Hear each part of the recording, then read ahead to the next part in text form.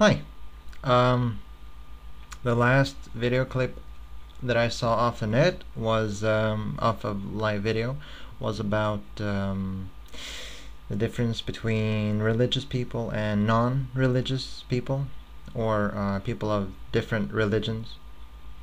And there are a lot of differences between people, men and women, heterosexual and homosexual, religious and non-religious, or religious of various branches.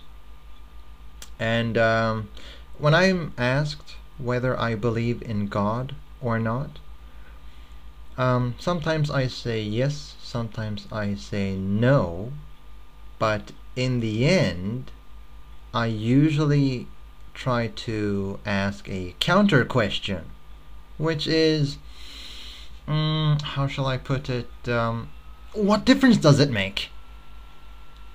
And then I go on and I go about my day as if I just unloaded this huge boulder off my chest. I truly don't understand why it has a significance in our life to categorize people and classify people to that extent. Now, some people say, oh, you shouldn't judge people. I disagree. I think we should judge people. But, and I don't mean to mince words or to split hairs, but though we should judge people, we shouldn't pass judgment on people.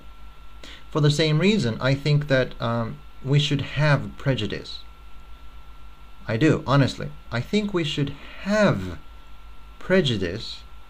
We just shouldn't be prejudiced. Okay? So when I think about racial minorities or sexual orientation or religious branches, then I think to myself, is this a good person that I'm talking to?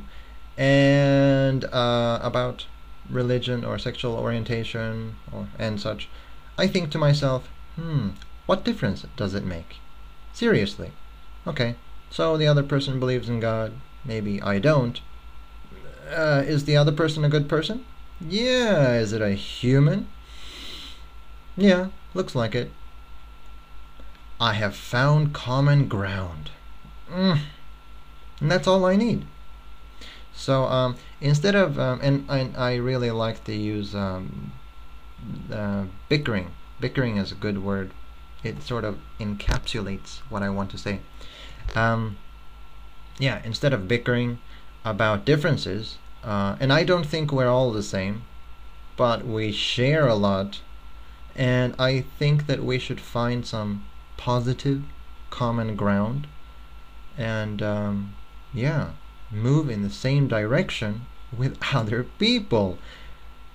Unless you enjoy conflict and confrontation and such. To those people, I strongly recommend that you find a debating club, that you find a club for debates. There are such clubs, actually.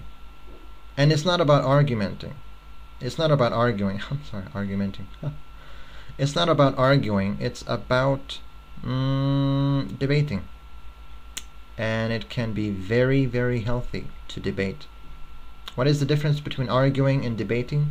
Ooh, I don't know. I believe that arguing is, well, sort of random and spontaneous, whereas debate has a topic, it has some control, and usually it has a time limit, which is really helpful, because a lot of arguments, like Palestine and Israel, it's been going on for the past 40 years, but if we look at history, it has been going on for 2,000 years. So, my point is, instead of arguing, which doesn't really lead anywhere, I'm a big fan of debate. So I like debating because it usually leads to a conclusion. Now, if the conclusion is to disagree and to agree to disagree, then I'm content with that, because there are so many differences between so many people that trying to straighten everything out in a lifetime, I would say, is futile. It's hopeless. I think so. Yeah, well, I wouldn't say hopeless, but pointless, meaningless, senseless. Yeah. So next time you find someone who is different from you, yeah, about such a person, I would think, what difference does it make as long as the other person is good? And if you define a person as good by assessing how similar they are to you, or how much they share your beliefs, or simply because they are of your gender, then I strongly suggest that you re-examine how you categorize people, because I think that's slightly misleading. I do. If you feel that people are good simply because they share your beliefs, or because they share the cause of hurting other people, or trying to eliminate people instead of welcoming them, and instead of embracing them as your own, there's no need to alienate people. Not that much. I mean, sure, to some extent we need to belong to certain groups. We all do. But there's no need to eliminate members of a group or society unless they are extremely bad, evil people.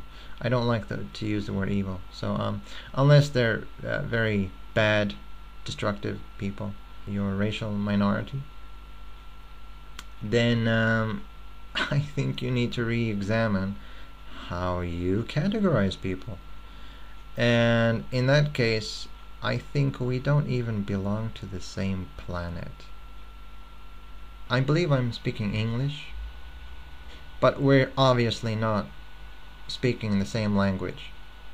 So for those people who just feel that being intolerant is a part of their character, your loss.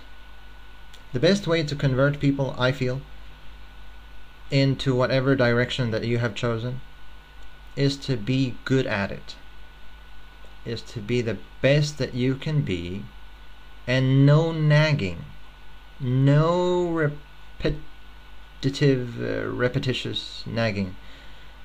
We all know that whining and whinging and nagging has very counterproductive effects.